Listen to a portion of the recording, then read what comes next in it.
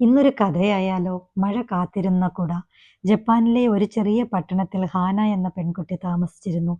അവൾക്ക് മഴ വളരെ ഇഷ്ടമായിരുന്നു. മഴ പെയ്യുമ്പോൾ അവൾ ജനലിനരികിലിരുന്ന് പുറത്തേക്ക് നോക്കും. പക്ഷേ അവളുടെ അപ്പൂപ്പന് മഴ ഒട്ടും ഇഷ്ടമായിരുന്നില്ല. മഴ വന്നാൽ വഴികളെല്ലാം നനയും, അപ്പൂപ്പൻ എപ്പോഴും പറയും.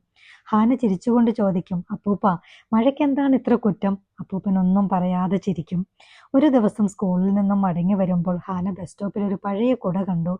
കുടയ്ക്ക് ചെറിയൊരു കീറലുണ്ടായിരുന്നു. അവൾ അത് വീട്ടിലേക്ക് കൊണ്ടുവന്നു. അപ്പൂപ്പ, ഇത് ആരുടേതായിരിക്കും? അപ്പൂപ്പൻ കുട നോക്കി കുറച്ചു നേരം മിണ്ടാതിരുന്നു. പിന്നെ പറഞ്ഞു, ഇതെന്റെ പഴയ കുടയാണ്. ഹാന അത്ഭുതപ്പെട്ടു. അപ്പോൾ ഇത് ഇവിടെ എങ്ങനെ വന്നു? അപ്പൂപ്പൻ പതുക്കെ പറഞ്ഞു, വർഷങ്ങൾക്ക് മുമ്പ് നിന്റെ മുത്തശ്ശിക്ക് ഞാൻ ഈ കുട വാങ്ങിക്കൊടുത്തതാണ്.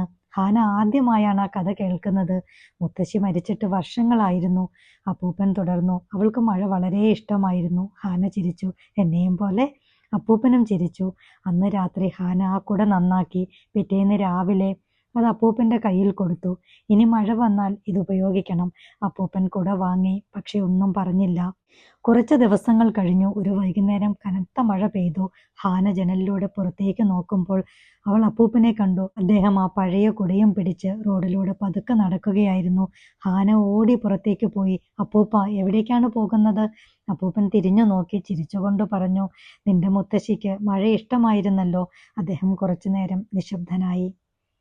ഇന്ന് അവളോടൊപ്പം നടക്കുന്നത് പോലെ തോന്നുന്നു. ഹാനയുടെ കണ്ണുകൾ നിറഞ്ഞു. അവൾ അപ്പൂപ്പന്റെ കൈ പിടിച്ചു. അവർ രണ്ടുപേരും ഒരേ കുടയ്ക്ക് കീഴിൽ പതുക്കെ നടന്നു. മഴ ശക്തമായിരുന്നു, പക്ഷേ ആ കുടയ്ക്ക് കീഴിൽ രണ്ട് തലമുറകളുടെ സ്നേഹമുണ്ടായിരുന്നു. അന്ന് ഹാന ഒരു കാര്യം മനസ്സിലാക്കി. നമുക്ക് നഷ്ടപ്പെട്ട ആളുകൾ എല്ലായ്പ്പോഴും നമ്മിൽ നിന്നും പൂർണ്ണമായും അകന്നു പോകുന്നില്ല. അവരുടെ ഓർമ്മകൾ, അവർ നമ്മെ പഠിപ്പിച്ച ചെറിയ കാര്യങ്ങൾ, അവർ നമ്മോട് കാണിച്ച സ്നേഹം, ഇവയെല്ലാം നമ്മുടെ ജീവിതത്തിൽ തുടർന്നുകൊണ്ടിരിക്കും. ചിലപ്പോൾ ഒരു പഴയ കുടയിൽ, ചിലപ്പോൾ ഒരു പഴയ പാട്ടിൽ, ചിലപ്പോൾ ഒരു പരിചിതമായ മണത്തിൽ.